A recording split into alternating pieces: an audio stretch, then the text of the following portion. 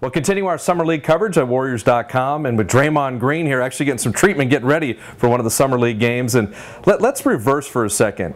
David Lee goes down in the playoffs, and you and Harrison Barnes step up like crazy.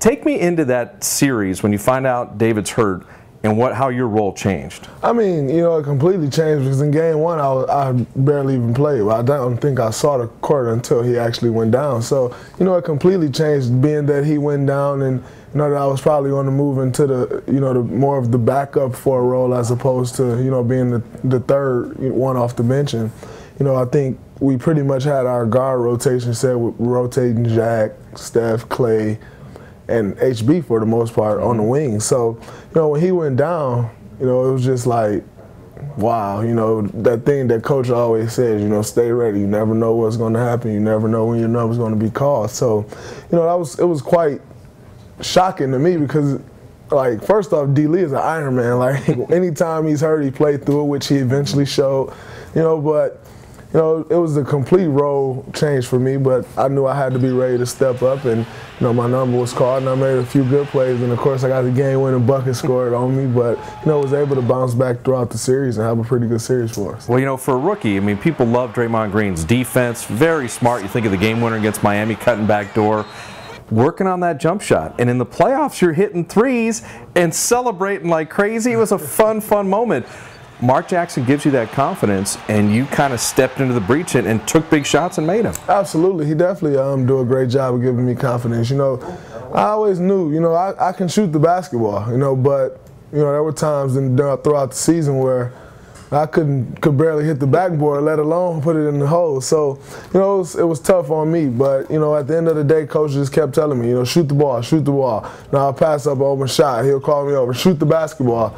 And, having a coach like that who, doesn't lose confidence in you and, wants you to continue to shoot the basketball, it paid dividends for me because, there were times where I was struggling bad. But, to be able to come through in the playoffs and knock some big shots down, it was huge for me and my confidence. All right, so first and foremost, there's a little less of Draymond Green. You've lost 13 pounds, working it during the summer, changing your body a little bit. Tell me about that, and then what does Summer League in year 2 mean for you right now? Well, I've definitely, changed my eating habits throughout this summer. That was one of the most important things for me.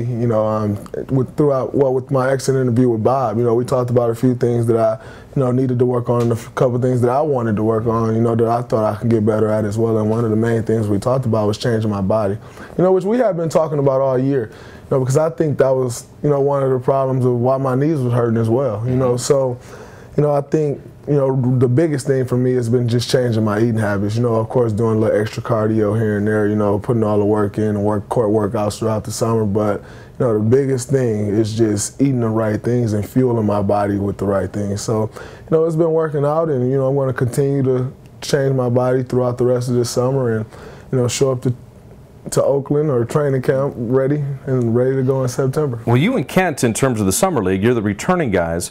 But there's always that competition for minutes. If you look at your unique player between the 3 and the 4, where you can guard any position, working on your jumper, in better shape, is you showing something in the Summer League, or are you working on things, or you and Ken are just like, hey, let's just keep winning games and keep teaching these other guys? You definitely want to win games. That's one of the most important things always for me. But, at the same time, you definitely want to show some things out here in the Summer League that probably won't get to show in the season, or if you don't show them here, you definitely won't get the opportunity to show them throughout the season. So, I've been doing a few different things, whether it's taking the jump shot or taking someone off the dribble, making plays, just trying to do more of that, to show that I can do those things because it's harder to get that opportunity when you got Steph on the floor, D. Lee or HB or Clay. You got those guys on the floor, or Bogut. It's harder to get the opportunity as opposed in the Summer League where me and Ken are the focal point of the offense. We can really show what we can do. So, the opportunity may come around a little more often than it would throughout the season, if you show that you can do it now. One of your big fans is Jerry West. I was chatting with him here in Vegas, and he's saying Draymond Green, smart, tough, winner, knows how to play. Sometimes I call it the hockey assist. You make the pass that leads to the pass that leads to the bucket. You can't teach that, but when they say glue guys or high IQ, that's you. You know how to play the game of basketball, and it seems like you can fit in any role that Mark Jackson's going to need you in. I mean, that's always been, I think the biggest part of my game is my basketball IQ. I'm not the fastest guy, I'm not the strongest, not the quickest, I'm not going to ever try to make like I am, but I think one advantage that I do have on a lot of guys is my basketball IQ, and so I have to use that to my advantage. And whether it's like you said, it's not always about getting an assist. It's making the pass to lead to the assist. Because what we always call it is you can't always go for the home run play. If you go for the home run play all the time, you probably won't end up getting the bucket. But if you can just make the simple play that leads to the next pass, because you see that's going to be open if you make that play, then it all works out. And that's one thing that I always try to make sure I do is not worrying about how many assists I made, because anybody who's evaluating the game, can see what's going on. And it's not all about what shows up in the stat sheet.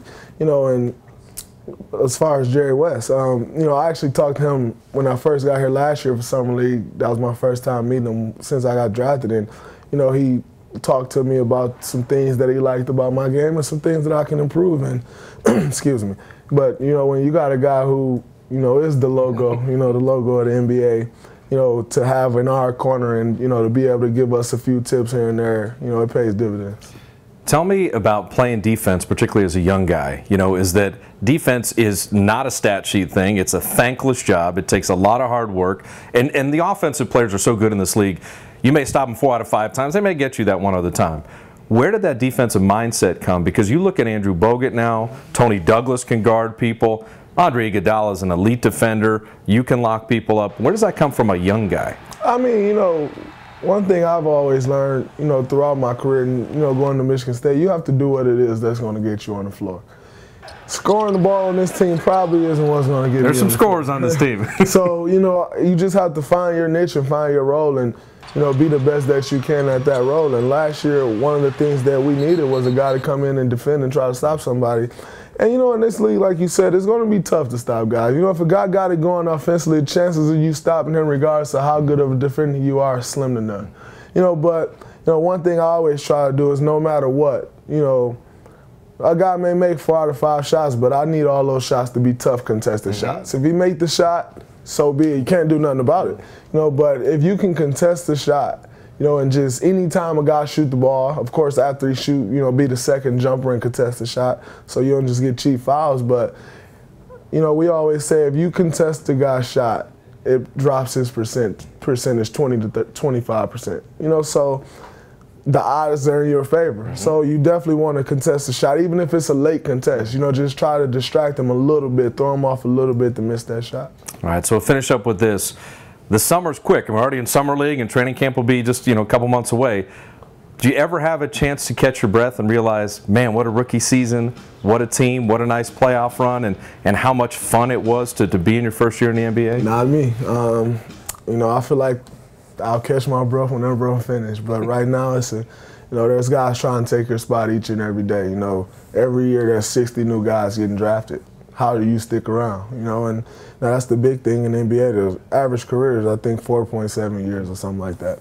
It's not long at all, so I'm not worried about catching a breath right now. I'm trying to stay and, compete in this league as long as I possibly can. So whenever that is, and when I'm finished, I'll catch my breath then. But until then, I'm going to continue working, continue to try to get better, and continue to try to help my team win. Finish it off. We're going to have our Notre Dame-Michigan State bet this year? Absolutely. Michigan State will get it done. No chance for Notre Dame. All right, so obviously knows basketball, doesn't know much about college football. Draymond Green with us right here on Warriors TV.